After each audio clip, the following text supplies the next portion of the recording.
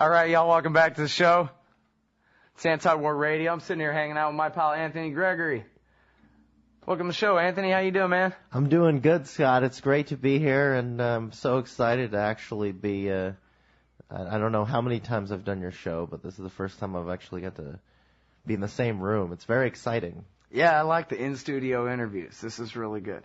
And, so I don't really know where to begin. There's so much to talk about, but I think I just want to start with one of the things that I heard on the top of the hour news there, and that was what they didn't call it this because I guess they figure that nobody in the Fox News audience could spell any of this or understand what it means, but it's the doctrine of sovereign immunity, and that is that no matter what John Ashcroft did while he was the Attorney General, what he did to people to violate their rights, to violate the law in order to violate their rights, he's got sovereign immunity, like the King of England back in the old days or something, I guess.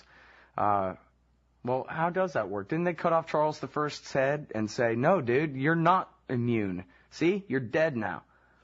Well, sure, but let's keep in mind, that many of these parliamentarian types who did that to Charles went on to assert that the Parliament's word was law, that it was impossible for Parliament to violate the law, that Parliament could suspend habeas corpus.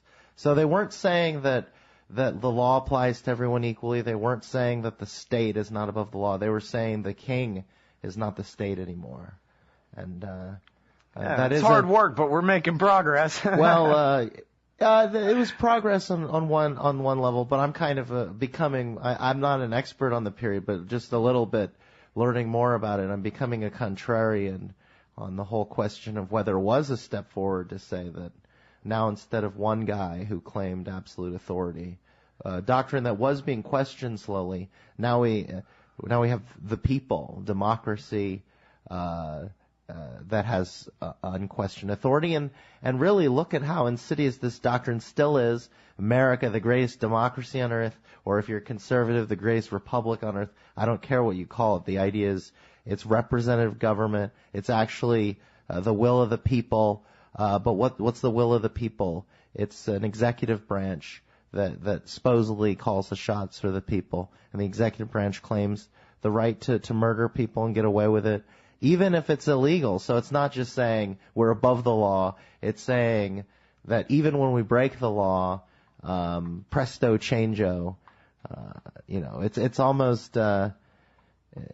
It should be so obviously immoral to anybody who hears the idea that these people can do things that no one else would be allowed to do. But of course, that's the very nature of the state. Sovereign immunity is the state.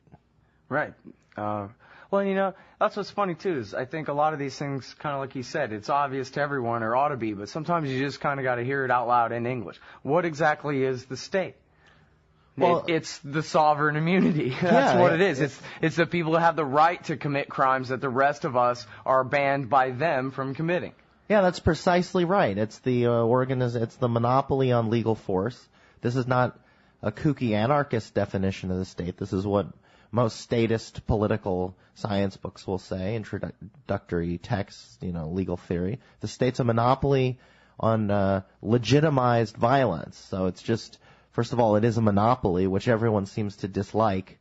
Just, that's why one reason they say we need a state, in fact, is to fight monopoly, even though that's all the state is the monopolizer writ large. And it's a monopoly on violence. And it's just by definition that violence, which the people have been kind of tricked into accepting, or they do accept a lot of course, people would say it's good that the people accept this, but it's just criminality that's socially acceptable. That's government. Well, and so, it reminds me of a conversation I was having with a friend of mine when I was in Austin. I miss Austin. And we were talking about the Constitution. And he's saying, well, the rules, we can change the rules for, never mind, the law applying to the state. This is just, how it applies to the rest of us.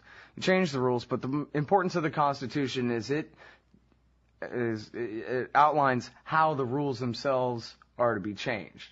And so to change that should be more difficult. And so But then that's where I said, yeah, but they quit amending the Constitution because it was too difficult. So they just decided that, hey, it's a living Constitution. They can do what they want.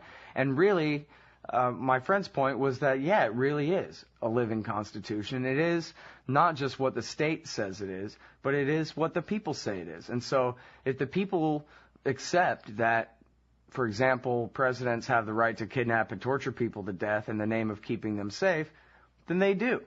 And that really those laws against that kind of thing aren't for presidents. They're the commander, after all. And the Constitution creates the office, but the power that office exercises is based on what the people believe. Now, of course, we're subject to lies and propaganda of every description all day, every day, and forced to go to government schools when we're kids and all the rest of these things. But ultimately, it is we, the people, who decide whether this is the kind of thing we want to cheer for or try to oppose. And it seems like most people would rather just cheer for it, you know? Well, as an individual, I mean, I agree that it is, that's very true, but of course, as I quibble as an individualist, it's not all of us people. And it is the public ideology or just public attitudes that allow for the state to do what it does. Now, this isn't, instantaneous, this feedback mechanism. If 50.5% of the people think, maybe we should legalize pot, that doesn't necessarily mean it'll happen right away. But if, 85% of the people think that putting people in cages for pot is just wrong, flat out wrong, the way that most people think that, rounding up children and gassing them willy-nilly. Thank goodness that, even, I'm not a defender of these people, but of course, I think even Bush and Obama wouldn't quite just do that because not just because the people wouldn't put up with it, but that is kind of the point here, that the people wouldn't put up with it. But I don't think even I think there are some things that even people that I consider evil or to have done very evil things, even they have a line, right? So, but that's it. I mean, it's not just, everyone, the people are okay with this policy or that policy, that determines exactly the policy, but you can't have slavery if everyone's against it. I mean, how would that even work? You can't have taxation if everyone's against it. And we couldn't have this war if people were really against it, and not just against it like I wish that my president didn't do that, maybe I won't vote for him, but he's a murderer. It's mass murder to do this, and we just won't put up with it. I mean, that's the way that so yeah, it is we the people on that.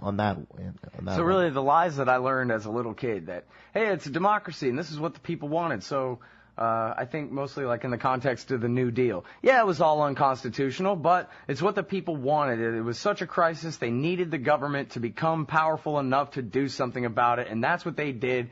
And they're your great-grandparents. Respect your elders. And they chose to do that because they knew what they were doing. Because after all, whatever the majority goes along with at any given time is obviously the right thing, or why would they go along with it? And so, however it is, even today, this is what the people want. This is their government, and we, the people, are the government. And so, like you said, presto changeo, ipso facto, get reversed and all that, and whatever the government does becomes the definition of what's good and acceptable, and what we all wanted in the first place. Yes. My one caveat here is that when people say that the government is the reflection of the majority of the people or whatever, what they're failing to acknowledge is this isn't only true with nominal democracies. You could have a fascist regime, an autocracy, and if the vast majority of the people just hate it, it'd be much harder for it to persist. But if people at a minimum tolerate it, it'll be there.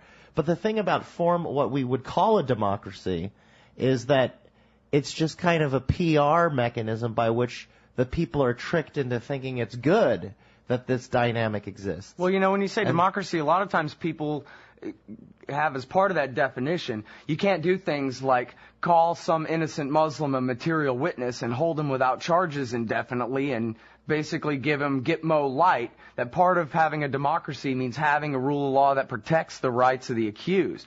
And of course, that's all part of the warfare state. We'll be right back after this. All right, y'all, welcome back to the Dang On Show here, man. It's Anti-War Radio. Sitting here with Anthony Gregory, and we're talking about man, democracy, and state, I guess. So, again, the top of this thing was the impunity with which John Ashcroft got away with violating directly the Fifth and Sixth Amendments to the Constitution, pretending to call thousands of American Muslims material witnesses to things that obviously they weren't material witnesses to whatsoever, in order to hold them without charges. And these people were abused, repeatedly strip searched and humiliated and kept under hot lights and extreme cold and basically given, not the worst of what they did to Katani down at Guantanamo, but what they did to a lot of those guys at Guantanamo, the kind of just treat them like damn dogs, worse than American prisoners, convicted American prisoners in a lot of ways, Yeah, well, I mean, in fairness to John Ashcroft. Yeah, to John Ashcroft, there were, I think the material witnesses, many of them were probably treated about as bad as they treat illegal aliens that they jail. Touche. Some of whom, and maybe not even as bad. All the time you read about illegal aliens forgotten these jails, these kind of quasi jails, and then they die and stuff, and so.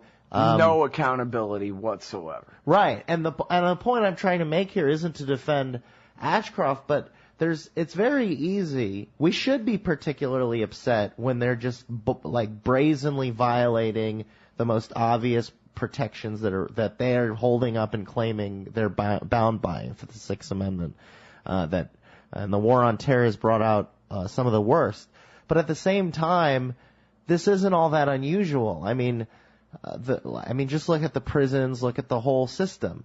So, of course, I side against Ashcroft on almost everything. Maybe we have similar taste in soda or something, but he's not my.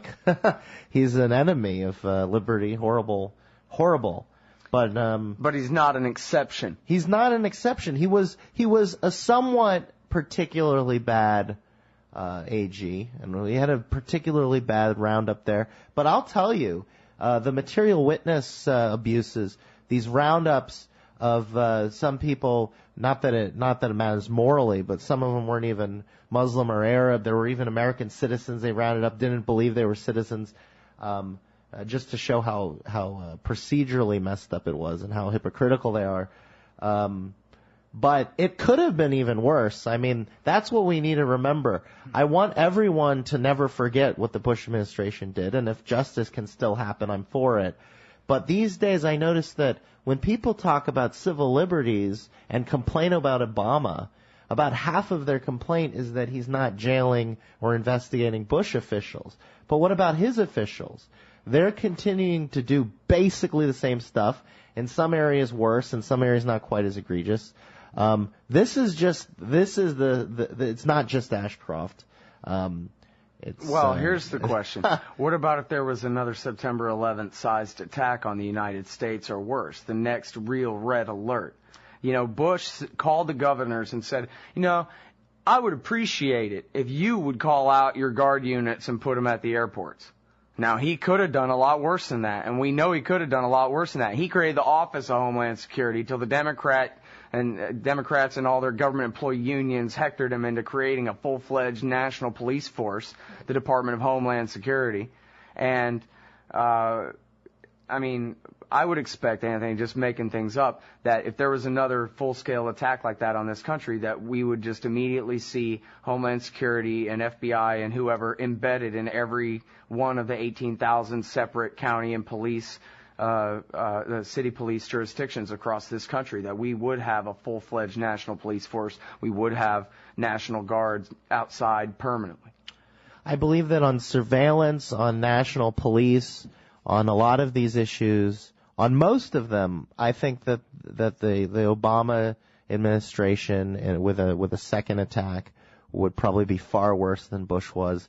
And in fact, I don't think that it's unambiguous that Al Gore would have been much better, and in some ways he might have been worse. You're right about the Department of Homeland Security. Also, Of course, the airport security was, the Democrats wanted to be national. On the ID card, I remember the administration's original position was we don't need a national ID card yet, right after 9/11, when most people wanted one. And with Obama, of course, not only would a second 9/11 kind of just ratchet everything up, but with Obama, even if he was a little better, unless he's willing to go all out challenging the fascists, which is kind of a funny thing even to say, because that's definitely not who he is. But even if that is who he is, politics pushes him to be more fascist than the Republicans have to be, just to get people on board. One example I've been thinking about lately is, do you think what do you think George W. Bush would have said about the so-called Ground Zero Mosque? Sometimes I think he would have been better defending the First Amendment and property rights and the dignity of just Muslim Americans doing their peaceful thing than Obama. As he waged war against Muslims across the planet Earth, he always said, we're not at war with Islam. Right, right. And I think that he believed it. That did it, more or less. That doesn't mean that his rationale was any more justifiable or less murderous, but he was always very careful, and remember the right wing was critical of him, but not as critical as they would be if Obama, really stressed this. So I think Bush would have come out and, remember when Bush wanted to have the Dubai company take over port security, of course, corporatism, cronyism. But was it a Islamist plot to overturn America, like Charles Schumer? It reminded me of that movie Network, where he's lecturing the guy, and he goes, look, we gave the Arabs a bunch of money, and now they have to give it back, and you are messing with the laws of nature, dude. There is no such thing as Dubai, okay? It's one planet. It's ruled from New York and D.C. Get over it. Right, and of course there was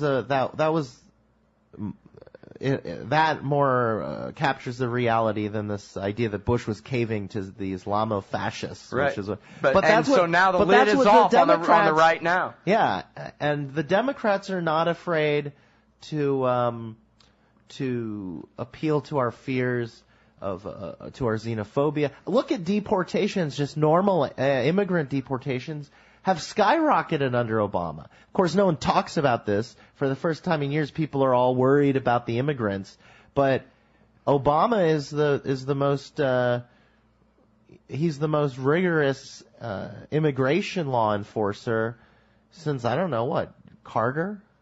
Because, of course, Reagan toned things down. He enforced the law, but he toned things down. And he did the immunity and all that. Yeah. All right, well, so I didn't really give you a good introduction other than you're my friend. He's at the Independent Institute, writes for LouRockwell.com and the Future Freedom Foundation as well, and lots of other stuff, Strike the Root.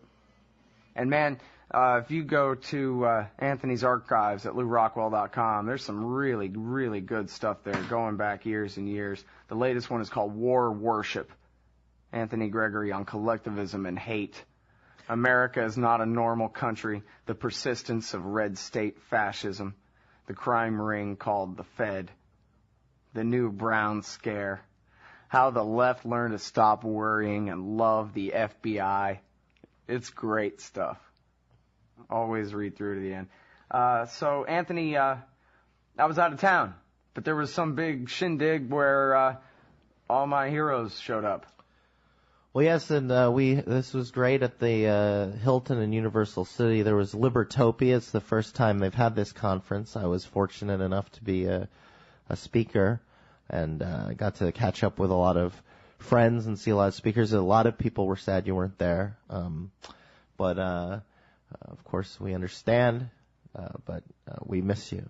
But we had a lot of great speakers, Roderick Long and David Beto and Sheldon Rad. Richmond. What was David Beto's speech about? Voluntary communities, talking about how the government welfare used to, the history of welfare, private welfare, fraternal organizations, how, believe it or not, people are capable of taking care of each other without guns being involved or without threats of people being put in cages if they don't hand over their money being involved.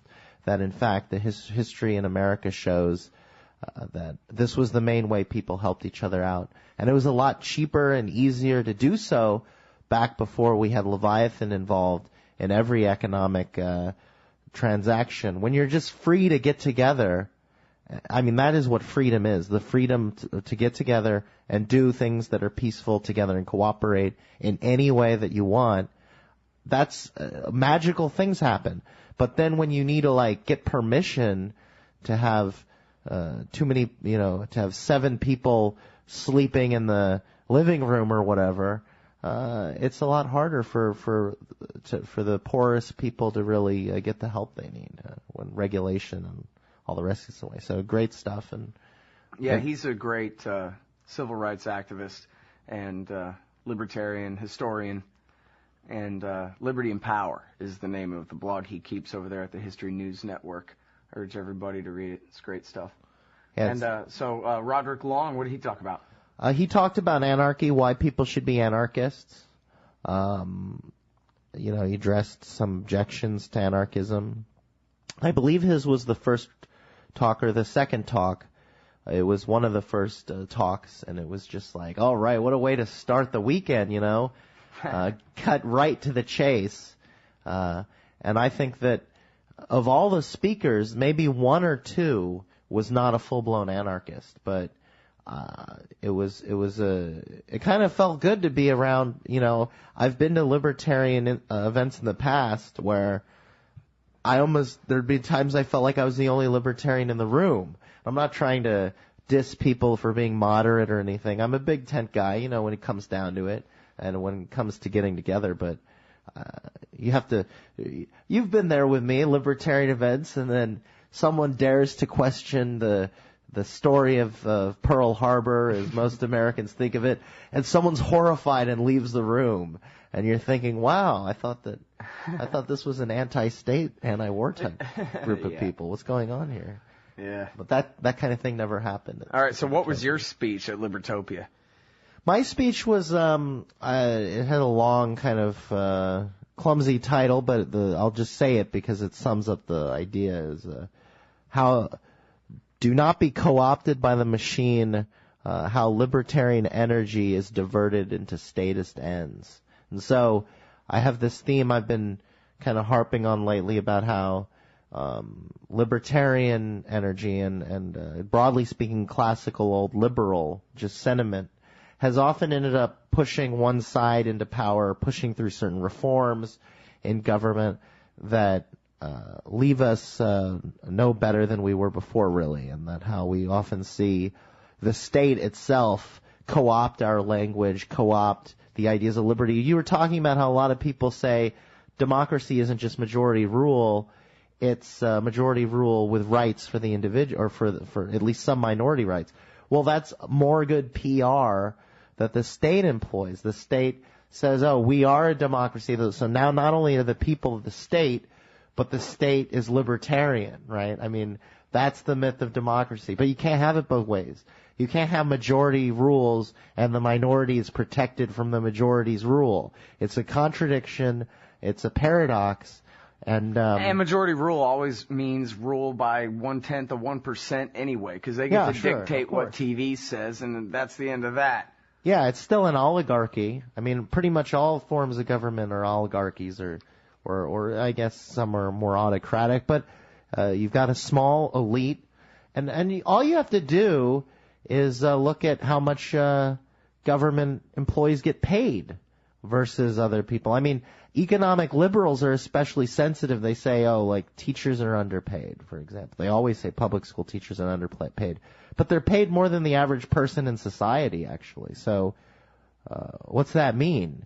I mean, even a full-blown Marxist would conclude they're overpaid because they're taking more than their share. And this is how government officials are. Now hiring deputy sheriffs starting at $80,000 a year, man. Yeah, Barney Fife. That's more than I'll ever make a year in my life, I guarantee you. Well, they are going to, not assuming they don't go Zimbabwe on us, That is a lot of money, right? Which they just might. So let's hope you don't. It'll be like 80,000 will be my weekly pay. Yeah. That's not necessarily better. Yeah, but back in my day, a small Slurpee was just a quarter. Yeah. Yeah, you're older than I am. Oh man, yeah, well, just a little bit. I lived in Texas too. California prices, man, I'll tell you. Oh yeah. All right, so let's talk more about the warfare state because liberals always hear libertarians talking and think, man, you guys just want to set the corporations free. Rich white man's anarchy for you, but of course, what's the worst part of the prison industrial complex, the war industrial complex, whatever? It's the merger, that fascist public-private partnership where General Electric and the generals are the same people. Well, yeah, I mean, you just want to turn the whole damn thing over to General Electric now, Anthony. Well, but you can't turn it over to General Electric. Couldn't profit from this war if it had to pay for the war. I mean, the only reason that the whole deal is the big businesses reap the rewards, the costs are socialized. We're forced to pay taxes, people are murdered, and a small elite gets rich. That's the deal. That's always been the deal. That's always what all governments are about, and that's always what they'll always be about, because that's what they are. And not all of them commit mass murder all the time, but it's just a scam. The idea that the ruling class can be something other than the state, that the state can be the underdog, that the state can stick up for the people that are least powerful by being more powerful than anyone else. It's the most absurd contradiction if you really just think about it. And of course the state uses massive brainwashing to get people to ignore this simple concept that, of course, the people who have the most access to everything else in society because of money are going to have the most access to the state. And there's no way to ever change that. Get over it. If you don't like that, you have to reduce the political power, ideally eliminate the state. There is no military-industrial complex without the state. There's businessmen, working all day and all night trying to get rich, and maybe some of them will get rich, but they can't get rich by taxing you to kill people. And as soon as you believe in the state, that's what you believe in. And as soon as you believe in that, you believe in the state. It's the same thing. So maybe I'm not being completely articulate here, but just any kind of left, from whatever you consider any sort of left, whatever. Private power is dangerous. These evil corporations, Noam Chomsky talking, right? These top-down private tyrannies, total control over everything. And you're saying it's the state's fault, not their fault. I'm saying that it's probably both of their faults, but the state is the main problem here, and the state, including almost any so-called leftist who ever has any power over the state, ends up cozying up to the very corporations that everyone thinks are the worst, and those almost always are the corporations that are most in bed with the state. Obamacare, the insurance industry, TARP and all of these banking regulations, the banking establishment itself, foreign policy, all of these, contractors that the left hates are the ones that brought Obama to power and that Obama is expanding their power. And this is not an accident. Liberals often ask, how do we stop this? How do we remedy this? But I think democracy, voting, because one man, one vote, no matter how rich you are. And then that way the little guy can stick it to the big guy. But of course the thing is, when it ever does happen that the poor, the masses of disenfranchised people overtake the regime and really take it over and kick out the old elite, they're just as bad, or they're worse, because they've, look at communism. That's what that is. And people say, well, we never really got it. Well, they sure tried like a couple dozen times. Sometimes it was just a terrible, horrible catastrophe of suffering and tyranny, and other times it was far worse. So that's that's the way it works. You could try socialism. We as a species have tried all these different ways to stop other private interests or other barons or rich people or whatever from controlling the poor, but it doesn't work because it can't work. And the state is the problem. I mean, they've tried. Well, so now are you saying then just turn it over to these barons? Turn what over? Turn what over? Security, at a minimum. But right? see, the security apparatus that we think of. That's what everybody says. Look, if there's no government here to prevent another one from replacing it, then it'll immediately devolve into like H.G. Wells, the King of Michigan, and he's at war all the time and whatever. That it'll just be smaller warlords instead of the big ones we have.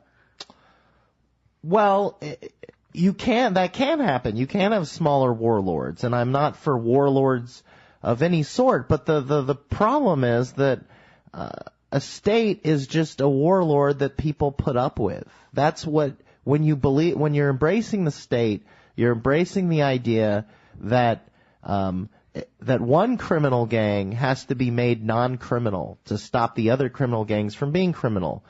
And it's always bad. So if you don't like people being pushed around, look, the question is what the debate about whether to turn it over to private enterprise. Turn what over? Are we talking about turning over the idea of the law, of how we deal with legal questions, how we deal with national defense?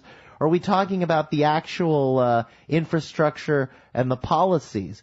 Because of course we don't want to privatize the war on drugs. For example, the war on drugs is evil. You don't privatize the war in Afghanistan because it's evil. But these things can't be done privately. You need taxes because they cost more money than they bring in. Dick Cheney actually committed the high treason of going to a foreign country to complain about his own government's foreign policy. Nobody Dixie-chicked him at the time.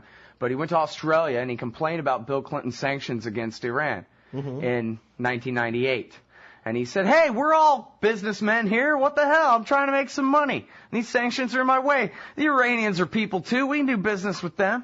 And then, of course, once he becomes president, dictator-in-chief, really, him and David Addington up there with the commander-in-chief clause in full effect, torturing people to death, he did everything he could to get us into a war with Iran. Well, yeah, and Dick Cheney's a great example. Horrible man, but in the private sector, his own greed makes him humanitarian by any measurement, at least compared to what he's like when he's in power, which is a mass butcher. Or what about? And he's got all these flags and yellow ribbons and team spirit and all this stuff behind him, where he's not just forcing us all to pay to send the army overseas. The army is, our neighbors' kids, if not ours, Sure. And even even his most of his political opponents will say, well, but we respect the office, we respect the democracy, so we have to. It's horrible. Another good example of this is, in the fog of war, where we have McNamara, and there's the interlude between when he's working on, butchering Japanese and when he's eventually becomes more famous for butchering Vietnamese. There's this whole period where he's in the automotive industry, and people talk about this segment in the movie and how he's corrupt and he ends up, and yeah, of course, he's corrupt, and it's not a purely free market there either, by the way, but isn't it better than what he was doing when he was serving the public? Yes. Well, yes. And there was accountability, right? He lost his position. Yeah, he lost his position. That was why he went back to government. That's why he went back to government. That's why he decided to enter public service again. And, there were millions of Vietnamese and Cambodians and Laotians who died thanks to him and his fellow servants. So that's public service, and it can't be reformed. You can, and I would hope to one day live under a state that's less bad, and not all states are always at war outright, but to the extent you have a state, you have jails, you have police brutality, you have people being impoverished, you have the economy being dragged down, you have winners and losers being picked for political reasons rather than for serving customers. The state is a scam, and our state is one of the biggest scams in the world, especially given its rhetoric, but they're all bad, and there's no way to fix them because they're not broken. This is what they are. The Empire in Star Wars, it wasn't broken. It's not that the Empire needed to be fixed so it was stop blowing up planets. That's the function of an empire, and it's the function of the state. Well, it also didn't overthrow the Republic. It was the Republic, just grown up all the way. That's all. Right, that's true. And I hope people really get the lesson from the. If they get anything from those very mediocre prequels, at least some of the politics is kind of good. I don't think they handled it that well, but the story, I know. I don't know if I'm allowed to diss the prequels on your show. Oh, please go right ahead. Yeah, no, I know. No, but yeah, I mean, it is the story of how the Republic becomes the Empire, and that's what Lucas always said was, he wasn't interested so much in, one country getting conquered by another or something like that. He was interested in how do you get people who are nominally free to give up their freedom and to love it, and, talking about Rome and Germany as examples where people basically turned power over to those who they knew were to be dictators. You know what I mean? They killed Julius Caesar, but then the Senate still gave the total power to his nephew. Yeah, and I remember the great Harry Brown when people were all worried that the Muslims were going to take over the country, and in 2001 and 2002 when we needed him and he was there, saying all the right stuff. But one thing he would say is, what are you afraid of? That they're going to take over, that they're going to tax half our wealth, that they're going to force us into a retirement system that doesn't work, that they're going to indoctrinate our kids, that they're going to jail people for doing nonviolent things. Now, of course, the fact is we would never be a Muslim theocracy here because the culture wouldn't put up with it, but we can be this kind of secular theocracy or whatever we got, and in a lot of ways it's not quite as bad as the Taliban. But it's Abraham Lincoln is the god of this thing. Lincoln. But we're already conquered is the point. We've already we don't need to be worried about being conquered by a murderous empire or murderous regime. We have been, and most of us almost most of us still show up at the polls and cheer the thing on, and they think that they're trying. Right now we're on the brink of the Republicans probably taking back over, but it's just I don't see how anyone could believe that it matters at all at this point which party wins these elections. But we can talk whatever. Yeah. All right. Well, we'll be right back.